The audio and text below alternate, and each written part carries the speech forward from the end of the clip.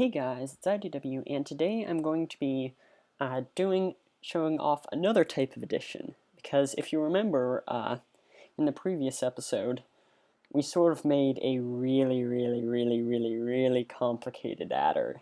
Yeah. Anyways, so today we're going to be looking at a similar type of addition to Carry-lookahead addition. If you didn't get that in the last episode, that's what parallel addition is called. And it's a special kind for redstone known as proper look-ahead addition. First of all, why is it called proper? And the answer really is because there was a guy named Proper English 19. I'll put a link to his channel in the description. And he was a redstoner that came up with this way that you could sort of make Carry-lookahead addition even faster by a little bit. It's special to redstone. It won't really work in real electronics. All that he did was really just removed some double inversions. And what that basically is if I was to take a block right here, and I was to power it with a lever, and then I was to invert it with a redstone torch, and then I was to invert it again, then I would actually wind up with the same result that I send in, only it would have 2 ticks worth of delay on it. And those 2 ticks could be used towards something else. So yeah, basically within the logic gates that are inside of a carry-lookahead adder, there's a whole bunch of these double inversions. And proper look-ahead addition is basically where you minimize the number of double inversions that happen inside of it, while making it so that the logic still actually works. So, yeah. With that, let's move on to how exactly does it work. And speaking of double inversions, here I'm actually going to do a bit of a proof. Well, not really a proof, but well, not a geometric proof anyways. But just a little show-off thing where this right here is basically a full adder with a carry in and a carry out into this single bit. And what I've done is I've inverted the input into this one, and then I've inverted the output. If you watched and followed along the 3rd episode of this series, I did a bit of proof with XORs and XNORs, in which I proved that you can switch an XOR into an XNOR by inverting one of the inputs and not just the output, and an XNOR into an XOR by inverting the output of that. So basically, it doesn't matter whether or not you invert the input or the output. So what I have right here is I've just inverted the input into this one, right into this right here, well, to the second XOR, and I've inverted the output of it. And what this is showing is that if you do this, then it won't actually have any effect. So this means that you can use 2 XNORs, since this is technically an XNOR right here, and this is also technically an XNOR, since they're both inverting the output of their addition sequences. This shows, anyways, that it doesn't matter if you use 2 XORs or 2 XNORs. So long as you use the same thing, it's going to work as a full adder. And just to prove that, add 1, add 2, and why isn't it carrying over? Oh. Never mind. Just ignore that. That doesn't actually work, but it should carry over. That's just because it's taking power from this AND gate rather than this torch right here. So, well, I can't actually prove that the carry in and out work, but I can actually prove that this will still, but you get the idea, okay?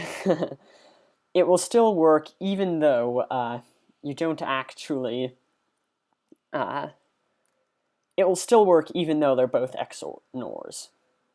So, yeah. Anyways, back to cutting down on double inversions. So it's much easier to actually see how cutting out double inversions can help you if you use the original serial/ripple carry addition carry algorithm. So remember, this is the one where we carry, this is the input to the first carry, this is the input to the second carry, and this is the input to the third carry. So if you think about it right here, here's our first double inversion. That's getting inverted twice. Now I'm just going to put a slab right here so that that doesn't flow down, and also so that this this torch right here doesn't actually conflict with the output of the first bit. But yeah, so we technically do have to invert this one in order to make it into a full AND gate, because it's still just being inverted in a different place, and we're taking out a double inversion here. If you think about it, we can do the same thing with this one, only we're going to have to invert it here, and then we'll have to do that, and once again we'll have to put a slab there. But yeah, also I should probably do this just so that, good God, that could, yikes, I just realized that that could potentially end very badly if you actually do it like that. But anyways, this basically shows that, well, not shows, but this basically makes it so that even if we could just invert the inputs to these guys, instead of, yeah, let's just, here. So we're using OR gates right here instead of AND gates, because we can just invert them like this rather than having to actually go through and make them into AND gates. And that cuts out almost every single double inversion that there is in this thing, so that we have one serial AND gate basically throughout all of them. And this is the idea behind proper look-ahead addition. It's that you don't actually have to use all of these AND gates together. You just have to use OR gates and NAND gates instead of AND gates and AND gates, basically. And NOR gates, technically. But yeah, that basically explains to you what proper look-ahead addition is.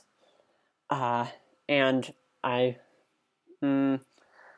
sure, I'll continue on this video. Actually, now that I think of it, actually building one of these things is going to be pretty complicated, so I'll save that for the next video. But I think I've gone over pretty thoroughly what we're doing. But if you think about it also, these are technically the sums of the two addition sequences that we have in our adders, right? Because they're the things that allow the signal to continue on through. Oh, and by the way, just to prove that this still in fact works, that one's on, flip this lever, that one turns on, flip this lever, that one turns on. So yes, this will in fact act just like a normal one. Anyways, since these inputs are actually initially getting inverted, rather than actually coming from XORs, if you use XNORs, then the output will be inverted, right? So that means that if we just take the sum from this, we don't have to invert it or anything. And as I proved over here, if you use two XNORs instead of two XORs, it will work just like a normal logic gate. So that is basically how proper look-ahead addition works. And as I said earlier, in the next video we're going to actually build one of these things, because they're like one of these guys, only a bit more complicated to build. Also, we're going to have to start actually building stuff in midair for the design that I intend to show off. So, yeah. And basically, when you're doing more and more advanced redstone, you want to build it to be 3D, because you need to be able to expand in not just 2 dimensions, but also 3 directions. Well, 3 dimensions. I was getting dimensions and directions mixed up. But, yeah. Hope that helps you to understand what proper look-ahead addition is, and in the next video, we'll make one of these nightmares. Bye! Okay, hold on. You're not going to see me next time because you're going to see me right now because I just rage quit trying to build a PLA adder. Basically, I tried to do some wiring and it didn't really work out the way I was getting it.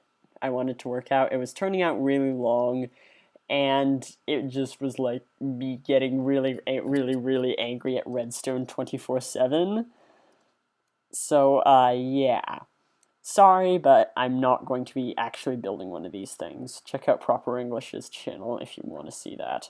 Link in the description. Bye. I'm really, really angry that I couldn't do this very well. Bye.